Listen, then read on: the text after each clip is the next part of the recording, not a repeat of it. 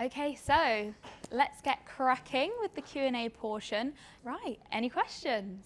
A couple of times in the earlier session, you were saying about how it's nice to see certain things like the right side lines not being aligned. Maybe there's a bit of a tyranny of the PC, and exclamation marks coming back in.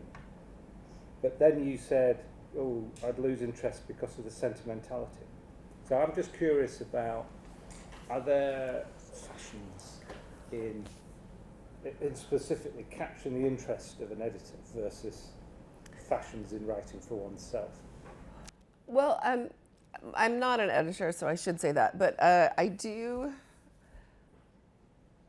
tend to teach a workshop in the summer in the States, and it's a very high-powered workshop. I mean, the people who get accepted into this have several books. They've won prizes. I mean, it's ridiculous that they're anyway.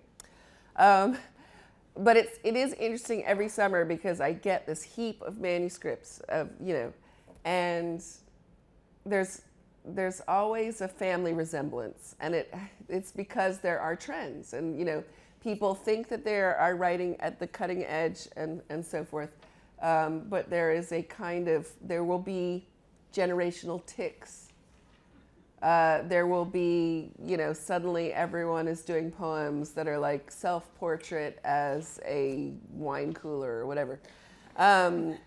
So I think the thing is, like, the more probably cutting edge or whatever you think you are, probably the more you are doing the same thing as a lot of other people. Does that make any sense? So if you look at books that win prizes, then you'll get a lot of people trying to do something like that. But I guarantee you that by the time that book comes around, that trend will have moved on. So I think the best advice I can kind of give is to read widely in terms of time. Don't just read your contemporaries. Read things that are out of fashion. Read things that you like, and write for what you like and what you would like to read more of. I think if you're trying to write for an editor or for the taste of the time or whatever, you might have a certain amount of success doing that, but it will also be very ephemeral. And the thing about poetry, there's not a lot of money in poetry generally, so we're doing it for other reasons. So very much, write what you want to be reading, write what you enjoy reading. Don't feel that you can't rhyme or you can't write a book that's actually a vampire novel in verse. Write what you enjoy writing and reading. But there are definitely tics that you'll see. They're words, like, I'll get these pack of manuscripts and suddenly every manuscript will have some really weird word in it, like it's the word for the wings of a cicada or something. And everyone seems to have read the same cool Nature article. I don't know, but anyway, I would just say, be yourself. A quick follow-up. And sentimentality, is it always not interesting? Well, to be avoided? Sentiment is different from sentimentality. So I have no problem with sentiment. I have no problem with a poem that comes out and says, the certain joy of faith, trust, surrender. But I think sentimentality is when we have a shorthand to sentiment. So we say, if a bunch of red roses is romantic. Is it? It's a shorthand for a more complicated thought process or a more authentic thought process. So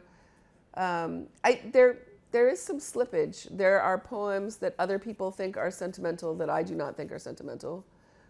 I think often people confuse sentiment with sentimentality. So for me, sentimentality is a shorthand. It's like, here is a adorable puppy so that you will feel warm and fuzzy. It's a way of kind of, like advertising often uses sentimentality because it wants to make you feel something. It has to do it very quickly. So it has a shorthand of certain kinds of images and so forth. And then we can have that also, like when we have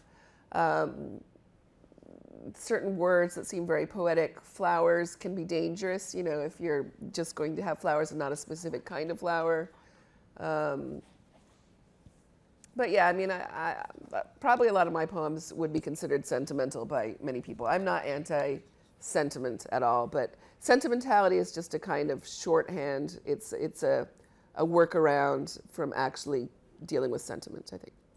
Do you have any thoughts on ChatGPT or the use of artificial intelligence in poetry and the way that it's affecting poetry? I have a lot of thoughts.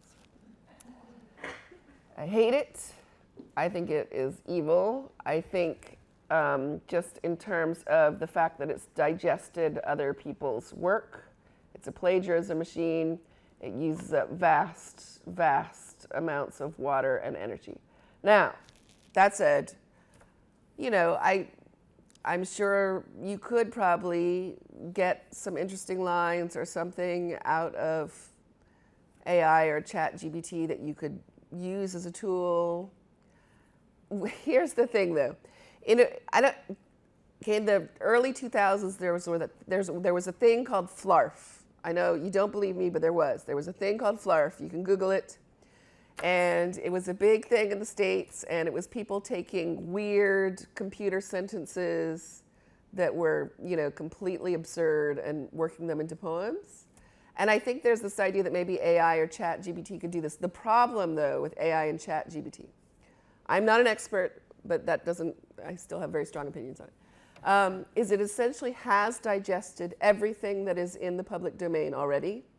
Everything that is in the public domain has been fed through that machine. It is now digesting itself.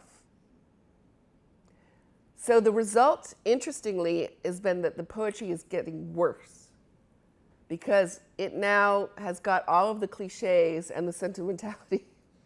It's not the way forward, is what I'm saying. The way forward is to memorize poems and write things in notebooks. That is the future. Physical media. I think everything else is going to be corrupted with, you know, anyway. I'm pessimistic. Do we have a question over here? Thank you. I have a question about the optical pentameter. So I've heard you make this point a few times, and I see where you're coming from in terms of the idea that we've shifted from a civilization of the written word or based on language, on sounds, to a civilization based on images that flattens everything, that's a bit of a two-dimensional thing alongside social media and so on. I wanted to try to push back a tiny bit, or at least to ask whether the way a poem is actually set out on the page, whether the visualization of the language doesn't partake of the experience of the poem.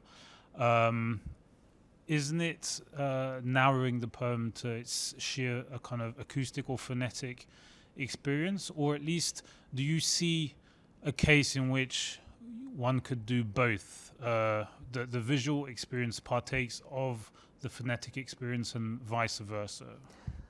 Well, I mean, I think the visual aspect of the poem, sure. I'm not against that. I think the thing is, it's become a default mode that people aren't aware that they're doing. They aren't aware that they are scared for a line to stick out on the right. And I just see it over and over again, especially with young poets.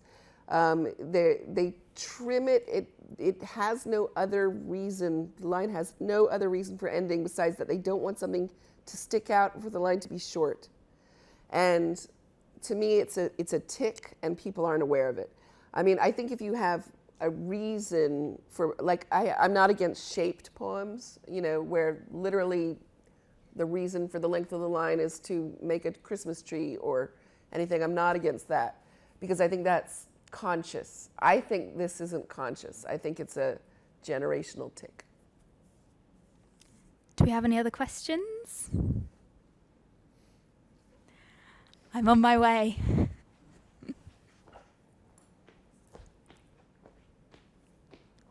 Here you go.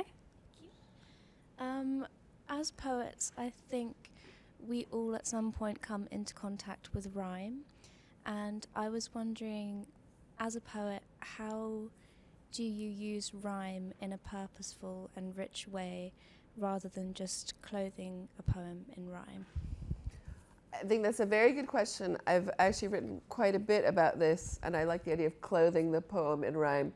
For me, if rhyme is working, it is a method of composition and it is an engine of the poem. So I'm not taking thoughts and then rhyming them. I'm finding out what I think by traveling through the poem with rhyme. So a rhyme is leading me on. A rhyme is a way of thinking, and it should be a way of thinking. And if it's like, oh, I want my poem to rhyme and I'm going to stick in the rhymes later. I'm not saying that's never been done to any effect, but generally to me that's not going to be working as well. There are ways to use rhyme better, and they're really easy tricks to know. You can look at the Robert Frost poems. Think about rhyming across parts of speech. Think about rhyming short words with long words, about rhyming abstract words with concrete words, about rhyming, proper nouns with generalities. A rhyme has a way of setting up an equation, an equality, but equalities don't have a lot of energy in them. It's a static system.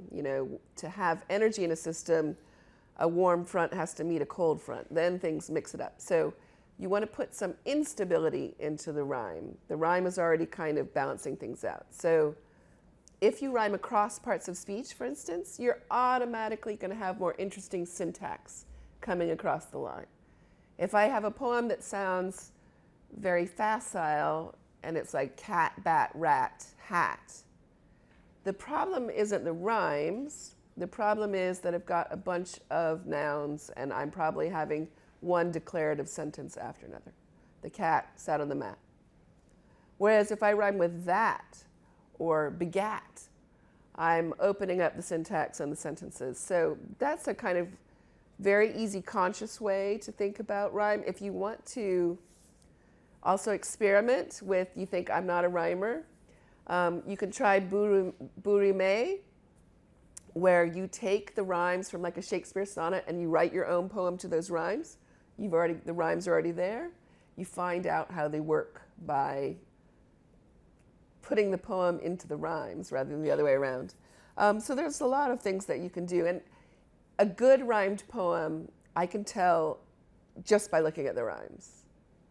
Like if you just look at the rhymes of a great rhymed poem, you will see immediately what I'm talking about, that there's quite a lot of variety in parts of speech and so on.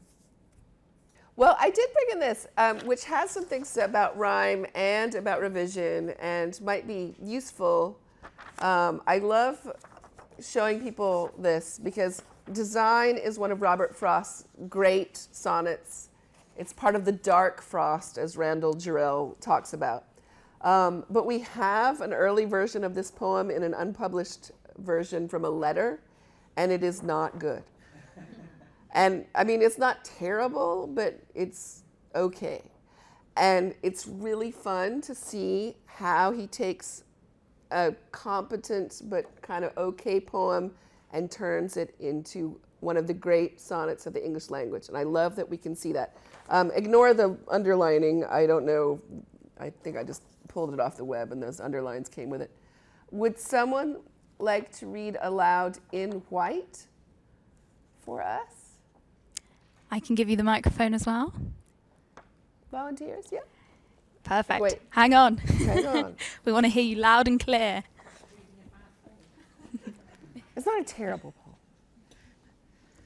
poem. In white. Does that work? In white. A dented spider like a snowdrop white. on a white heel-all, holding up a moth like a white piece of lifeless satin cloth.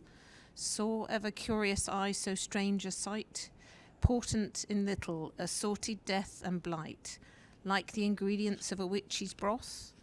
The beady spider, the flower like a froth, and the moth carried like a paper kite. What had that flower to do with being white? The blue prunella, every child's delight. What brought the kindred spirit to that height? Make we no thesis of the miller's plight. What but design of darkness and of night? Design, do I use the word aright? So there's some good stuff in there, but also some less good stuff. Would someone like to read design?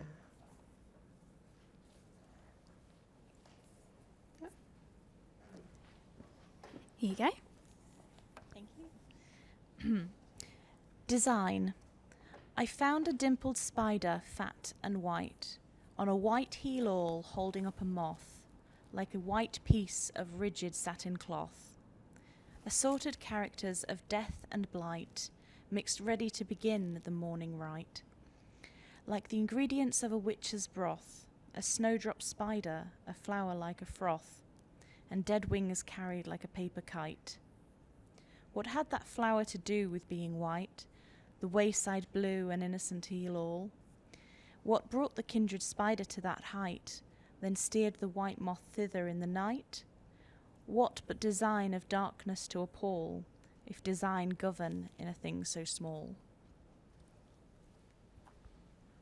The changes are surgical and dramatic, and he knows when to leave a good line alone. Who had some observations about the changes, specific changes in what they're doing, or things that are not changed?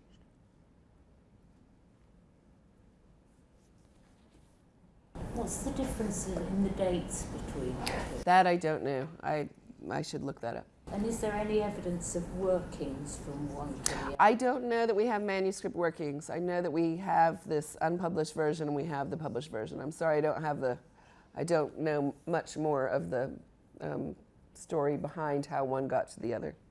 Clarity and communication, the things you mentioned before, and that second version, I think, has it. I almost missed the whole bit about the moth the first time around, and yet it's fundamental. And then that closing. But what design of darkness to appall? It just lifts it. One of the first dramatic changes is the first line. What is the big difference? Dimple is good. So we have a dented spider turns into a dimpled spider. Why is dimpled better? It's kind of creepy, right? Because dimple is like something a baby has a dimple. A spider having a dimple is uncanny and icky. Dented is neutral. What's the other big change in the first line? Fat, yeah, we have fat and white. Oh, there's no like. First word of the poem. Pronoun, yes. So we go from simply a statement, a dented spider like a snowdrop white. There's nothing wrong with this. It's not a bad opening to the poem, but I found.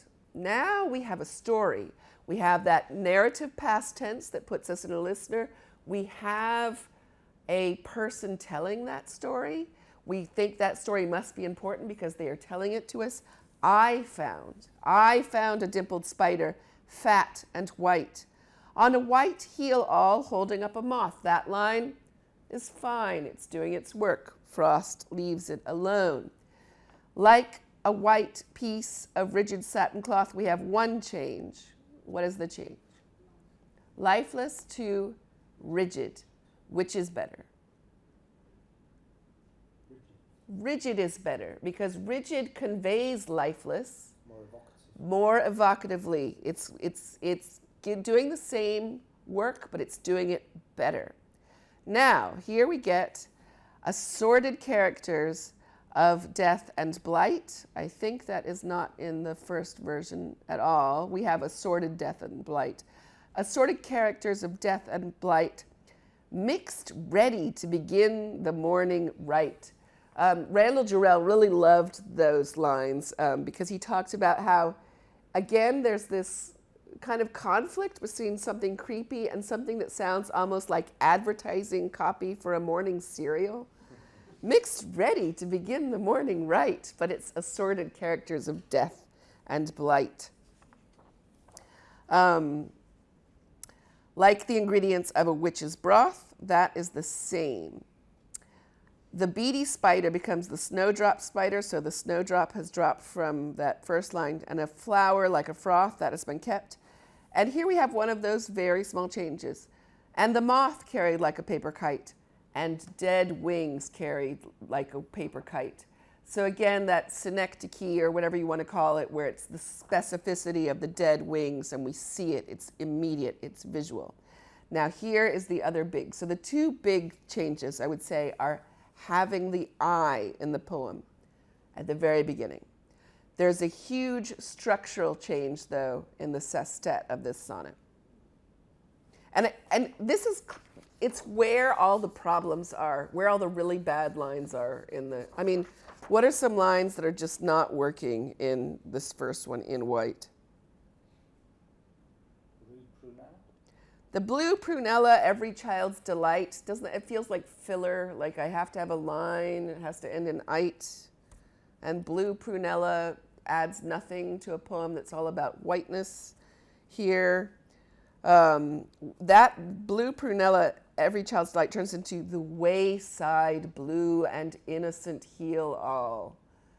A much better line. I like that we get the common name for it, so not blue prunella, but heal all. There's something sinister again in that this white flower should be the wayside blue and innocent heal all, but it's not innocent.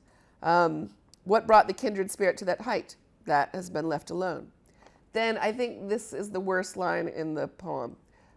Make we no thesis of the miller's plight. It's just, it's not good. Is it good? No. It took me years of reading this poem to understand what Miller is doing there. Does anyone know what Miller is doing there? Is it something to do with making white flour? I thought that for a long time. It's a kind of moth. But anyway, I mean, I thought this is something to do with Chaucer. What is this? I don't know. Anyway, but it's also that kind of archaic syntax, make we no thesis, instead of that direct, I found a spider. So there's no thesis. Instead of make we no thesis of the miller's plight, we had then steered the white moth thither in the night. That design steering, who is steering? And I love the thither there.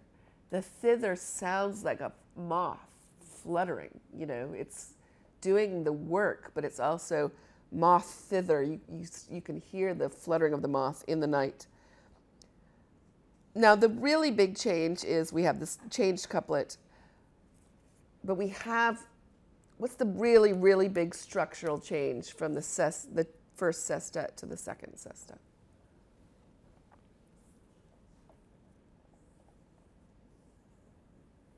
Yeah? They're all questions. We've got questions, we've got the questions which become more interesting. What but design of darkness to appall? We had what but design of darkness and of night. But in terms of sounds, we've got a huge sound structural shift. We've got a new rhyme sound. So in white, Frost has held himself to only 2 rhyme sounds for the sonnet, and it becomes kind of claustrophobic, and he gets himself into trouble in the sestet. But there are really 3 items. There's the spider, the flower, and the moth. So how much better is it then to have 3 rhyme sounds? He opens it up. He's like, you know what? What if I just allowed myself a 3rd rhyme sound It will solve all of my problems. And it does solve all the problems. So instead of the brew prunella, every child's delight, we get the wayside blue and innocent heal all, where that common name of the flower, which also has a lot of import, gets to be at the end of the line. And then we open up to a pall, one of these wonderful Frost words, because a pall also has to do with whiteness, paleness. And then he gets this ambivalent end, if design govern in a thing so small. And even the title, that title change, In White, I'm just less interested in a poem called In White. I guess it's like a study in white. It's an okay title, but design. And, you know, Frost was kind of terrified of this idea of design.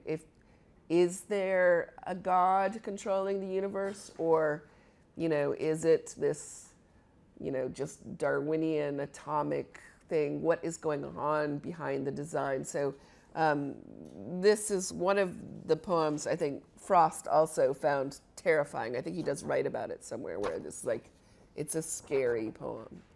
And again, he knows when to leave a good line alone. They're very good examples of lines where, you know, like, that's doing the work, that's as good as I can make it, but this could be better. And I think that's something, well, for me, it's very helpful to see this, because, again, the point is to commit something to the page, and it can be medium and not very good. But if it has something in it that can be revised and making it better, you know, you could walk away with something very good or great. It's not impossible, and that's why I love looking at these two versions, because you see it can be done.